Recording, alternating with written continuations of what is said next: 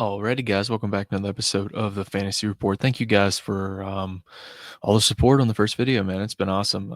The channel is really starting to pick up a little steam here, and super excited for that. So, very thankful for you guys tuning in and just subscribing to the channel. So, shout out to you guys. Today, we're gonna go over a little bit of the wide receiver, first week outlook here. Just a few names that really stand out to me and I think are at good value, and hopefully low ownership. We'll know that, and you know, you could speculate, but I'd like to be a little bit more for sure. So we'll wait till all the optos come in with, with all the different ownership reports and percentages. So that'd be super cool to see those. But without further ado, let's go ahead and get started here. One name that really sticks out to me this week, I put him in one of my main lineups, is Jerry Jeudy. I think Jeudy is, quite easily one of the best plays on the slate, point per dollar. We're talking a Joe Flacco quarterback this year. So, could we see some similar, fantasy outputs like we see with Jameis Winston? Maybe a little bit more. Flacco's a little bit more accurate than Jameis is. Just quick reference, Flacco actually last year threw for over like 4,900 yards or 4,800 yards on like 30 touchdowns, and that was through 17 games. So, excited to see what Flacco can really put on here in that, with this Jerry Jeudy Flacco stack. Just depends, his ownership. If optos are showing he's in that 20 to 25% range, we might stay away, but I don't think he'll be that high. I think he'll settle around that 13% range, which I'm okay with. Just Jerry Jeudy. I think against this Cincinnati banged up, not so well defense. You could put it mildly. No really additions in this offseason. Look for him to be giving up a lot of points. I suspect this game to probably shoot out. And that will bring us to our second player. Everyone's going to be on Chase, and that's a for sure bang out play pretty much. You're going to get your 17, but I think a player that could outbeat him. We'll say two players. Not outbeat him, but come close to the same numbers fantasy wise. That 17, 18 point range, hopefully, is a T. Higgins at $6,400, just 1,000 more than Jerry Jeudy. Basically, you're getting Jamar Chase at like $2,000 cheaper, allowing you to spend up elsewhere. So, really like T. Higgins this week, especially guys.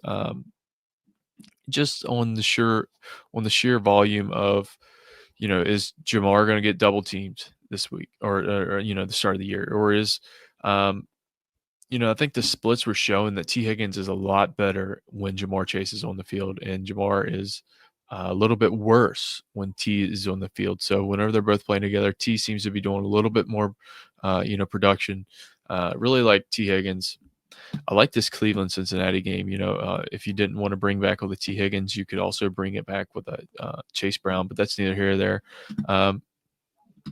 Now, if Jerry Jeudy's ownership does get a little high, a little bit steeper, a little rich for my taste, ownership wise, you could really scroll down here to your Cedric Tillman at 4,400, so $1,000 cheaper again. I'd like to see some Tillman splits from last year if they'll show me some stats up. Yeah, let's see. Last year, I know he was in a milli for one game, but here you go. Against this Baltimore game, which Cleveland actually won 29-24, Tillman had 2 touchdowns, 99 yards, 9 targets, 7 receptions. If you see his target share towards the end of the year, it's absolutely crazy.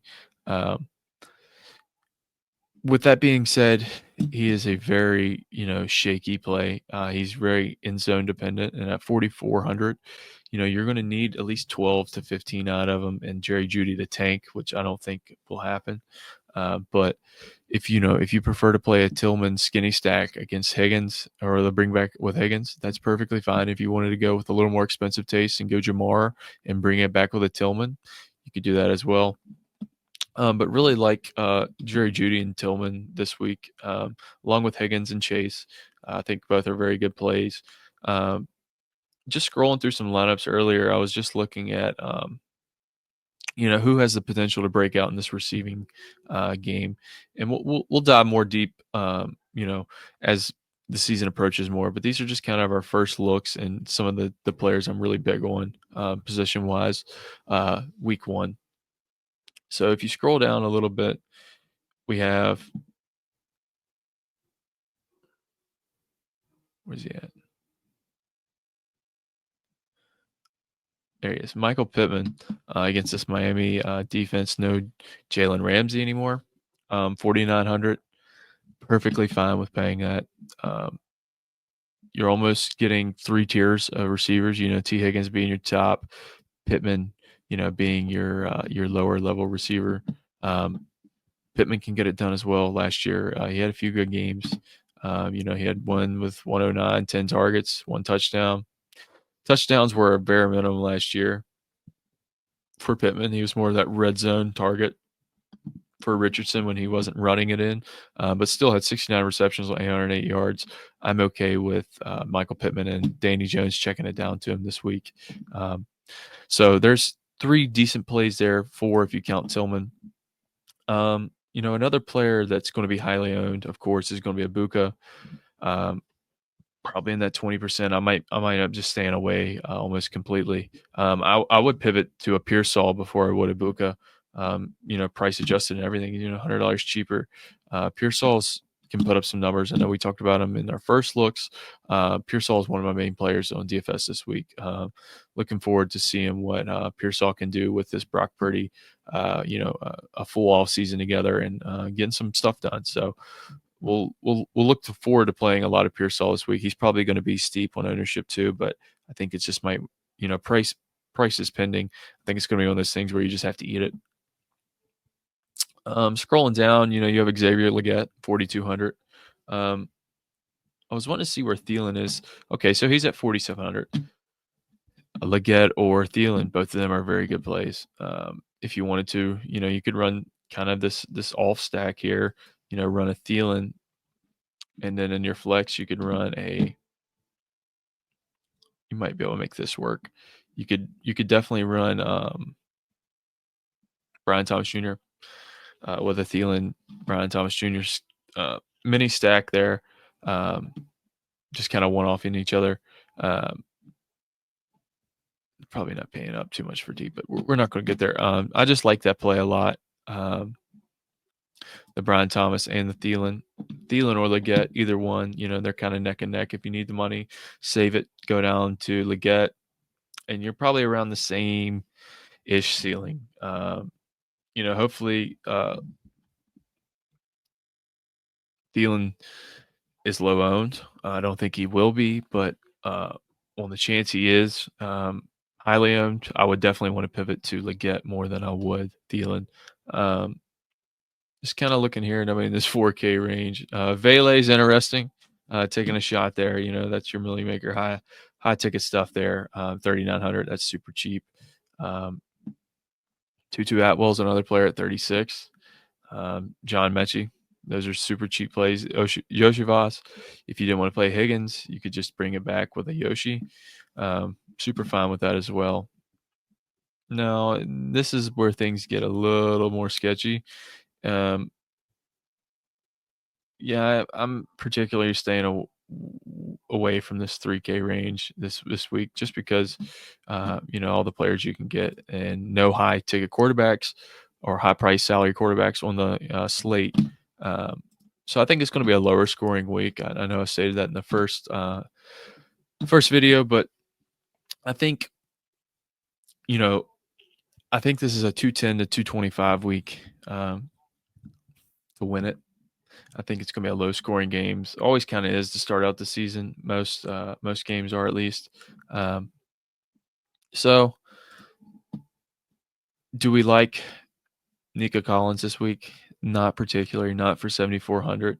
He should be around this Brian Thomas 6,800, 6,900 range. I think he's a little overpriced. Not too big on Nico. I think a player that's going to get underplayed a lot though this first week's Tyreek. A Tyreek and a Tua stack or a Tyreek or a Tua and a Waddle stack, I think Tyreek will be severely under-owned for 6,700. I know the Q tag's there, but I think he's good to go. I think he'll go under-owned. Scrolling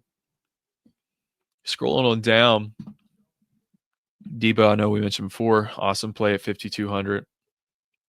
Jacoby Myers sticks out a lot at 5,100. Olave against a not-so-good Arizona D, 5,100. I would probably just take a stab on Ridley as well. If he's if he's sub 10%, I'll be loading up on some Ridley. I like Ridley this week, first game as well. I think his ceiling's there with Cam Ward at QB. I think he could definitely burst out for 20, 25 points that week.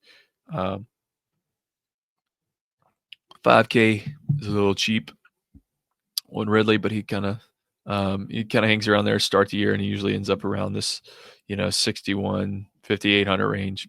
But big fan of Ridley this week as well. I feel like we've talked about a lot of different players. I'll give you kind of the ones I'm staying away from in particular. Malik Neighbors, Nico, Nakua, Mike Evans possibly, depending on ownership. If he's over 20, 18, if he's below 18, I'll take some stabs on him, but not super high on the matchup. I think, without Godwin on the field, it kind of exposes Evans a lot to double coverage, underneath coverage. I like to think that Drake London has a good game as well. Darnell Mooney, either one of those two are at play. I love those guys as well.